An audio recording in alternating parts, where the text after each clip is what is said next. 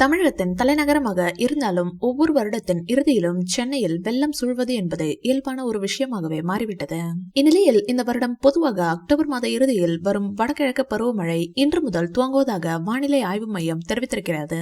இந்த சூழ்நிலையில் கனமழையை எதிர்கொள்ள தமிழக அரசு தயார் நிலையில் இருந்து வருகிறது. இது குறித்த அறிக்கையை வெளியிட்ட முதல்வர் ஸ்டாலின் இன்று 27ஆம் தேதி சென்னை உட்பட 4 மாவட்டங்களில் உள்ள பள்ளி மற்றும் கல்லூரிகளுக்கு விடுமுறை அளிப்பதாகவும் வீட்டிலிருந்தே பணி செய்யும் வகையில் திறன் கொண்ட அலுவலகங்கள் தங்களுடைய ஊழியர்களுக்கு வீட்டிலிருந்தே பணி செய்ய அனுமதிக்குமாறு உத்தரவிடப்பட்டுள்ளது.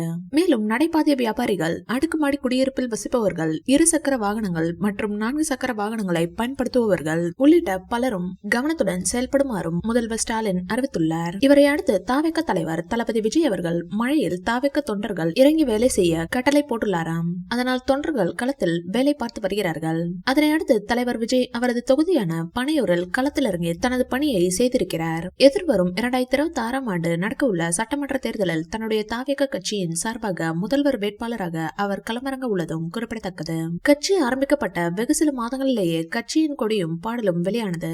அது மட்டுமல்லாமல் கடந்த அக்டோபர் மாதம் 27ஆம் தேதி விழுப்புரம் மாவட்டத்தில் உள்ள விக்கிரவாண்டியில் வெகு பிரம்மாண்டமாக பல லட்சக்கணக்கான மக்கள் மத்தியில் தன்னுடைய முதல் அரசியல் மாநில மாநாட்டை வெற்றிகரமாக நடத்தி முடித்தார் தளபதி. உண்மையில் தளபதி விஜயின் இந்த அரசியல் மாநாடு தமிழக அரசியல் களத்தில் மிகப்பெரிய பரபரப்பை ஏற்படுத்தியது என்றே கூறலாம். இந்த வீடியோ பிடிச்சிருந்தா லைக் பண்ணுங்க, ஷேர் பண்ணுங்க. மேலும் விஜய் சார் பற்றிய தகவல்களுக்கு எங்க சேனலை சப்ஸ்கிரைப் பண்ணுங்க.